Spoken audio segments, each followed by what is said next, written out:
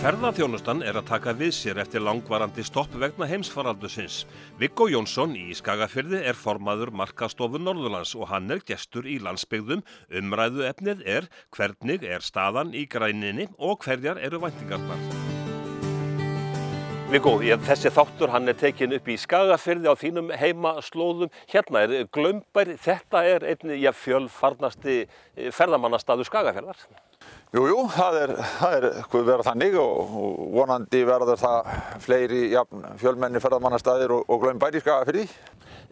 Hjólin, þau eru að fara að snúast núna svolítið hraðar eftir COVID-ið hérna á Íslandi. Já, maður vonar það náttúrulega, en ég held að hjólin snúist ákaflega hægt svona til að byrja með og ég sé það ekki fyrir hér svona að það fer á einhverja fullaferð fyrir líður verulega á árið, svona miðað við það sem að maður sér og heyrir. Þegar þú ert að taka svona símtölu við þína kollega, hvernig hljóðið í ferðaþjónustunni almennt? Það verður að segjast alveg eins og að það dálítið þungt, þetta búið að vera helvíti mikið högg, svo maður segir það eins og það og það verið mikið af bókunum og það var búið að bóka þó nokkuð fyrir par sumars, en það svona nánast fokið út í veðurblind. En auðvitað erum við alltaf bjartsýnir, það ekki þannig, en það þungt hljóð. En það aðgerðir sem að ríkisstjórnin hefur gripið til í heimsfaraldrinum, þær hafa hjálpað töluvert, minnsta kosti.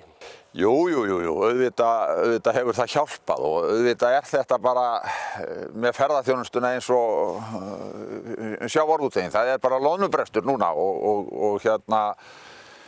og við þurfum náttúrulega að reyna að komast bara í gegnum þennan ölduskafl, það ekkert annað að gera en það þarf að birta þó nokkuð mikið meira til þess að þetta svona fari á fulla ferð, Það talað þó nokkuð það að það verði töluverða breytingar svona þegar hjólin fara að snúast og bankarnir að gera upp allt dæmið, til dæmis sameiningar ferðaþjónustu fyrirtækja. Já, augljóst verður þetta þannig að ferðaþjónustu fyrirtækin stækka, en maður sér þetta ekki alveg fyrir sér hvernig þetta muni þróast eins og bara hér í Skagafirði. Þetta hafa verið mikið svona einyrkjar og bændur sem hafa verið að þróa sína atvinnustarfsemi meira. Og ég vona að það verði svona aukning á því, en í kannski þessum stóru greinum má reikna með að það verði einhverjar sameiningar og kannski frá þessum litlu aðilum líka. Maður kannski ekki farin að sjá alveg framan í þetta ennþá. Þú formaður Markaðsstofu Norðurlands sem sér að samþætta allt starfið. Stóra málið hjá ykkur, eða minnst þetta eitt af stóru málunum, hefur verið að fá beint flug norður og þá til Akureyrar. Hvar það mál statt núna? Hvernig staðan? Já, það búið náttúrulega, Markaðsstofan búin að vinna gríðarlegt starf í því og hefur verið á fullri ferð þar, en nú sýnist manni að stjórnvöld séu að taka einhverja beygju í því. Það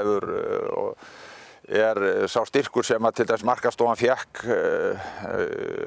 á síðasta ári og við sóttum áfram, að hann hefur verið skorinn verulega niður og fært til Ísafía, þannig að hvort að stjórnvöld að segja við okkur á Markaðsstofunni þið eigið að draga ykkur til hlés og við ætlum að taka hennan pakka, getur vel verið, en ég hef allavega ekki fengið samtal það frá yfirvöldum.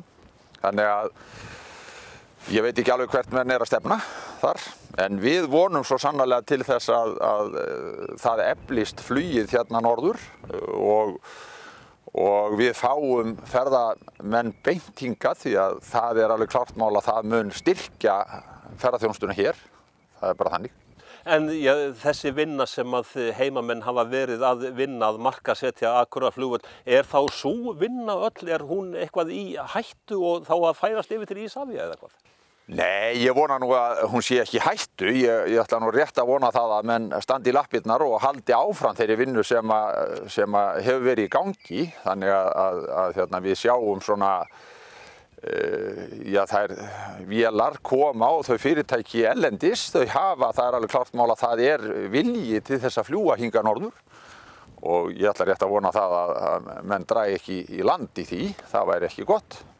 Hollensk ferðaskrifstofa, hún flög töluvert á Akureyri fyrir COVID. Þið í góðum tengslum við þessa hollensku ferðaskrifstofu og áhugi þar áframhaldandi? Það er starfsmenn markaðsstofunnar hafa unnið þar gríðarlega gott starf og í góðum tengslum við þessi flugfélög. Og svo ég vona svo sannarlega að það verði áframhald á því að menn dragi ekki í lappirnar. Ég treysti því. Ertu þá að tala þá næsta haust eða eitthvað svoleiðis? Já, og jafnvel í sumar. Það er allavega að hafa verið svona þreifingar það menn séu klárir að koma í sumar en auðvitað sveiflast þetta svolítið til og maður svona getur kannski ekki alveg gert sig grein fyrir því hvað er raunverulega í pípunum en allavega eru væntingarnar þannig að við fáum fólk til okkar og þeir fara að fljúga. En það þannig í íslenskri ferðaþjónustu í dag og kannski alþjóðlegri ferðaþjónustu líka að það eru miklar sveiflur þessar vikurnar? Já, ég held það og ég held að þetta sé líka svolítið bara eins og nú eru menn með þennan faraldur, hvernig mun hann þróast, mun þessar bólusetningar munu þær verða þannig að þetta heldur eða erum við að fara inn í einhvern annan fasa. Ég held að þetta sé allt spurningar sem að menn svona bíða eftir svörum við, sko. Þannig að það eru sveiflur? Það eru sveiflur, já, ég held það. Tölum aðeins meira ferðaþjónustuna á landsbyggðunum. Ferðaþjónustan utan höfuðborgarsvæðisins hefur kvartað svolítið í gegnum tíðina yfir markaðssetningu landsins að landsbyggðirnar stundum bara gleymist. Já, ég verð að segja að mér finnst svona yfirvöld bara ferðamála ekki hafa svona átt allavega samtal. Við höfum ekki fengið eitt einasta samtal sem heiti getur, samtal ferðaþjónustu á landsbyggðinni og markaðsstofurnar hafa kvartað yfir því og við höfum kallað eftir samtali það hvernig við gerum þessa hluti og það er kannski, menn geta kennt COVID endalaust sko, en við þurfum að tala saman og tala okkur í gegnum það hvernig við ætlum að halda áfram. Það mun birta til, það er klart mál, sko. En það er mikilvægt í ykkar hugum að byggja upp ferðaþjónustuna land allt. Já, það er, og maður heyrir bara á þessum ferðamönnum sem ég tek á móti allavega að menn vilja koma í þetta orginal system. Guðsbænum talið áfram íslensku, segja menn, og menn vilja sjá, menn að störfum og vera við það sem að þeir að gera, en ekki bara eitthvað sem við búið til og svoleiðis. Við þurfum að vera Íslendingar áfram. En hvernig eru þá þessi svokölluðu innviðir í ferðaþjónustunni utan höfuðborgarsvæðisins, eru þeir nógu öflugir? Ég hugsa nú að þetta sé nú svolítið á brauðfótum hjá okkur. Ég held að ég verði nú bara að segja það að auðvitað eru fullt af fyrirtækjum á fullri ferð en sko þetta kannski bara eins og sjávarútvegurinn var hér í gamla daga þegar gengisfellingarnar voru. Við erum kannski á svona bara svipuðum stað. Ferðaþjónustan ekkert gömul atvinnugrein. Ég bara man eftir því þegar maður var lítill krakki og það komu ferðamenn út Reykjaströnd. Maður þótti þetta viðburður að hitta þar einhvern mann utan sveitar, sko. Þannig að þetta er ekki gamalt og ég held að við séum svolítið bara að vinna með það. En hvernig finnst þér þá ferðaþjónustan vera svona almennt að þróast? Mér finnst vera að þróast í rétt átt og við erum náttúrulega bara, við höfum verið að læra, við höfum verið að byggja þetta upp og þetta hefur bara verið á mikilli ferð og ég hugsa að þetta sé nú kannski þannig að þetta eru svona hafa verið vaxtarverki, það ekkert langt síðan að við töluðum þá gafti hér hver maður upp í annan að taka skatta ferðamönnum, þá eru konir svo margir og ég hef ekki nokkuð rætt það í dag. Þannig að sko við þurfum svolítið að gæta að okkur líka. Við erum í samkeppni við löndin í kringum okkur og við þurfum að fara í nærgætni þessa grein. En þegar þú talar þetta að ferðaþjónustan sé í samkeppni, þetta alþjóðleg grein, eru þá til dæmis svona álögur á ferðaþjónustuna, eru þær meiri hérna á Íslandi heldur en annars staðar? Ég hugsa nú að ef við skoðum það nú grannt þá hugsa ég að sé nú mikill munur á ferðamennskunni á Íslandi versus Spáni eða einhverjum slíkum löndum þar sem við þurfum ekkert annað en að horfa bara á launakostnað. Það talsvert annað að borga laun á Spáni heldur en hér. Ég held að það sé alveg klárt mál. Þannig að ég held að við þurfum að skoða þessa heildarmynd og maður heyri það bara á ferðaþjónustu fyrirtækjunum að ráða starfsmann, menn gera það ekki bara svona. Þetta eru gríðarlegar álögur á fyrirtæki, ekki bara ferðaþjónustuna, bara á fyrirtækin almennt sem að menn svona, þú veigrar þér við að ráða starfsmann og það ekki gott, myndi ég segja. Við erum núna rétt að sigla inn í sumarið, við sjáum hérna bara fyrir aftan okkur að grasið, það ekki orðið almennilega grænt. Vetrarferðamennskan, hún hefur verið að þróast undanfarin ár. Hverjar eru möguleikarnir í vetrarferðamennsku hérna fyrir norðan? Ég held að vetrarferðaþjónustan eigi mikið inni og við erum svona, við erum rétt að byrja þar, vil ég meina. Ég búinn að vera í kringum það í síðustu 20 ár og maður hefur séð að það hefur þróast á réttan veg en mér finnst ekki mikill skilningur hjá yfirvöldum gagnvart vetrarferðaþjónustunni þannig lagað ef við horfum bara til dæmis á skíðin. Auðvitað einstaklingar hér á Tröllaskaganum til dæmis sem er að gera stórkostlega hluti. Það eru þessi þyrluflugin.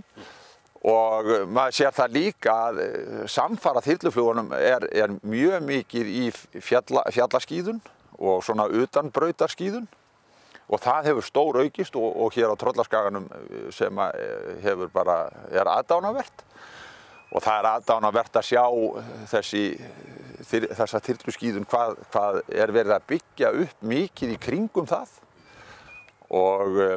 En þetta byggist allt á náttúrulega einstaklingum og það eru fjársterkir aðilar sem þar á bakvið og það kannski það sem skilur á milli feigs og ófeigs að þessir, skulum segja, ég sagði nú við einn góðan mann að við vorum að tala fjárfestingu í skíðabransanum og þetta var ónefndur bæjarstjóri á Norðurlandi og ég var að tala það við hann að það þyrfti að fjárfesta fyrir svona milljarð á þessu skíðasvæði og hann náttúrulega horfði á mig eins og naut á nývirki og spurði hvað þetta væru svakalegi peningar og ég nefndi þá til sögunar að það nýbúið að setja stórt mannvirki á Bakka við Húsavík og það heldur betur búið að setja peninga í það og það að skaffa þar einhver 30-40 störf en ef þú ert með svona lítið vetrarþjónustu fyrirtæki sem skaffar kannski 15-20 störf, það ekki eitthvað? Þannig að mér finnst svona, menn horfa á þetta eins og þetta var hér í Den þegar að þú varst með kannski lyftur og búnað og það var endalaust tap og eitthvað og það hefur svo sem verið það, en það er hægt að horfa á þetta og gera betur heldur en gert í dag. Þetta er ekkert eins og þetta var fyrir 20 árum. En þegar að það er verið að markaðssetja Ísland, hvers konar ferðamenn viljum við fá til landsins? Það er stundum talað þessa betur borgandi ferðamenn sem skilja þá meira eftir sig, eða getum við ráðið í hverju koma til landsins? Ég held að sko, þetta sé nú eitthvað sem að sko betur borgandi ferðamenn, jú, auðvitað viljum við fá þá, en ég held að þetta þurfi alltaf að vera í bland. Krakkarnir sem að koma úr skólunum að hjólum landið, þeir verða einhvern tíma betur borgandi ferðamenn. Maður svo sem búinn að horfa á þetta og velta þessu fyrir sér sko á alla kanta. En auðvitað gott að geta valið úr ferðamönnum, en við þurfum náttúrulega fyrst og síðast auðvitað þurfum við, það skiptir máli hvort þú færð 1000 kall eftir ferðamannin eða hvort það er 10.000 kall. Það er alveg klart mál. En þú þarft líka talsvert meira að hafa fyrir því þessum betur borgandi ferðamenn og það helst í hendur sko hvað þú leggur undir. En við getum svona nokkuð líka haft áhrif á hverjir koma, til dæmis með uppbyggingu hótela, að það séu svona hótel sem eru þá í dýrari kantinum til dæmis? Jú, og auðvitað er það þannig að þú vilt frekar fá færri en fleiri. Það er alveg sko, ef þú ert að horfa á þetta svona út frá þessu, hvað við að segja, svona hvaða mannskap hefurðu, og auðvitað er það betra að vera með þá færri og beturborgandi. Það er ekkert að gá að því, en hitt er annað mála að þessir aðilar sem að koma svona í svefnpokagistingu og allt hvað þetta heitir, að það eru líka, brauðmólar eru líka brauð. En tölum þessu næstu fagmennskuna í greininni, er hún alltaf að aukast? Já, ég held að það sé alveg klart mál að hún hefur aukist og hefur aukist mikið frá því svona, síðustu ár bara. Menn er alltaf að vera meðvitaðri það að þetta þú þarft að taka vel á móti fólki og þú þarft að hafa góða þjónustu á matsölustaðnum og elda góðan mat og allt þetta. Þannig að það hefur alveg gjörbreyst, vil ég meina. Á Hólum, hérna í Skagafirði, háskólinn á Hólum, er með sérstaka ferðamála deild, þannig að þið skagfirðingar eru að unga út fagfólki? Já, við erum svo heppnir að hafa háskólinn á Hólum og ég held að þar er verið að vinna mjög gott starf í menntun ferðamanna, menntun starfsfólks, og maður svona horfir á þá og sér það bara hringinn í kringum landið. Það eru víða fólk sem að vinna í ferðaþjónustunni sem hefur einmitt verið á Hólum og það er að finna góða. Þú sem formaður markaðsstofu Norðurlands tiltölulega nýtekinn við, starfssvæðið er allt Norðurland. Hvernig er samvinnunni háttað eða eru allir á móti öllum?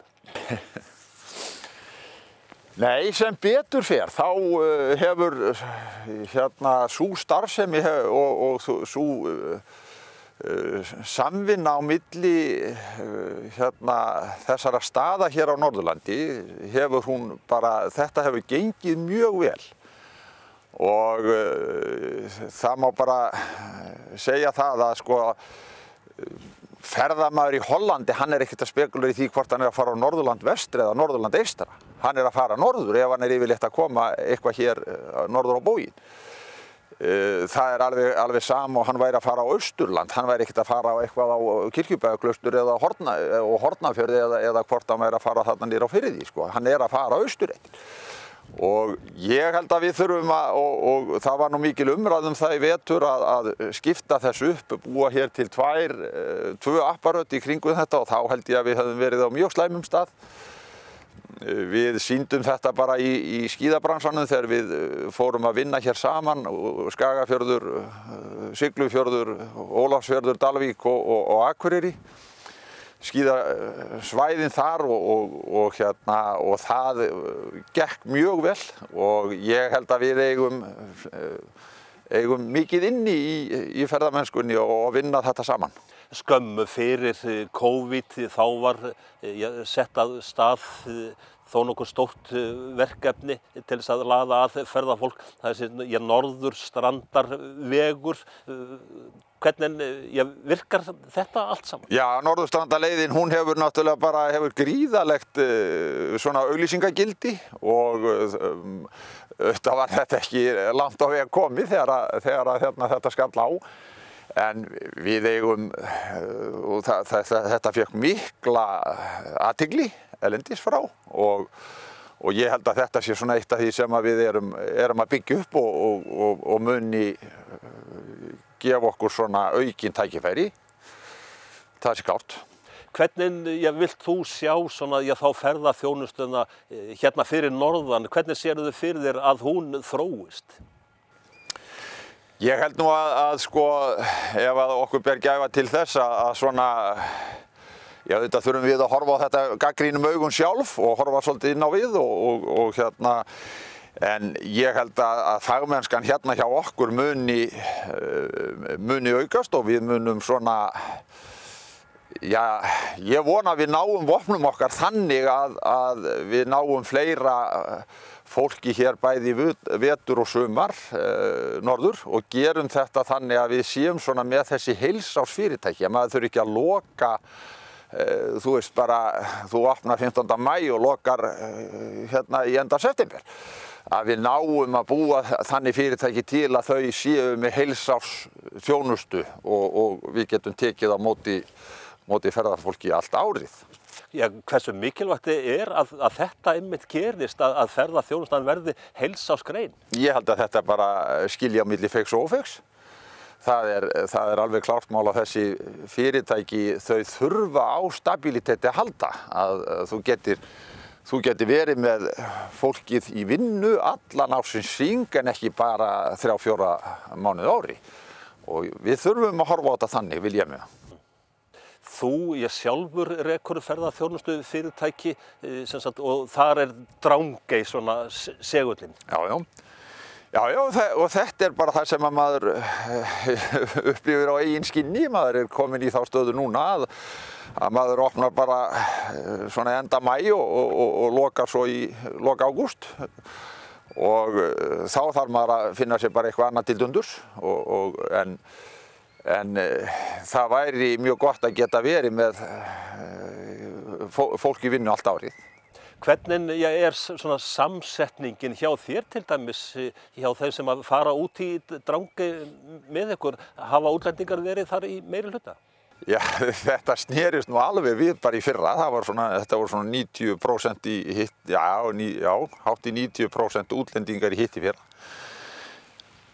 Og þá, en svo í fyrra þá snerist það bara algjörlega við. Það voru bara Íslendingar sem komu þangað til svona, í byrjun júlí þá komu nokkrir og svo urðum við bara hætta þarna í 20. júlí eitthvað svoleiðis. En svona almennt séð í gegnum tíðina þá það útlendingarnir sem verið meiri hluta. Og skólahóparnir á vorin sem voru að koma og það hefur svona verið að aukast með að krakkarnir séu að koma og alltaf náttúrulega svona það eins og farfuglarnir koma á vorin. En svona Drangey hann hefur verið svona segullinn og sterkur segull hérna en ég vantar ekki einmitt sterka segla fyrir norðan. Það hafa komið til dæmis í Baðlón, sjóböðina á Húsavík, jarðböðina á Mývatni og svo framvegis. Jú, og menn að spýta í lóana, sýnist mér það er bæði á Skagaströnd að koma sjóböð og það að koma nýtt apparat inn á Akureyri og þetta eru náttúrulega þessi seglar, ég meina við sjáum hér Hvítstekk, við sjáum Goðafoss og það er verið að gera fullt af hlutum sem að dregur ferðamennin hingað til okkar og auðvitað þetta bara þannig að eins og ég sagði áðan, þetta ung grein og við erum svona bara að komast upp á hnén, vil ég meina. Svona í lokin, Viggó, já, ef ég kæmi nú til þín og bæði þig að skipuleggja fyrir mig og fjölskylduna svona dagstúr Skagafjörðinn, hvað myndirðu nú leggja til? Já, það fer eftir í hvort þú værir vetur eða sumar. Sumar.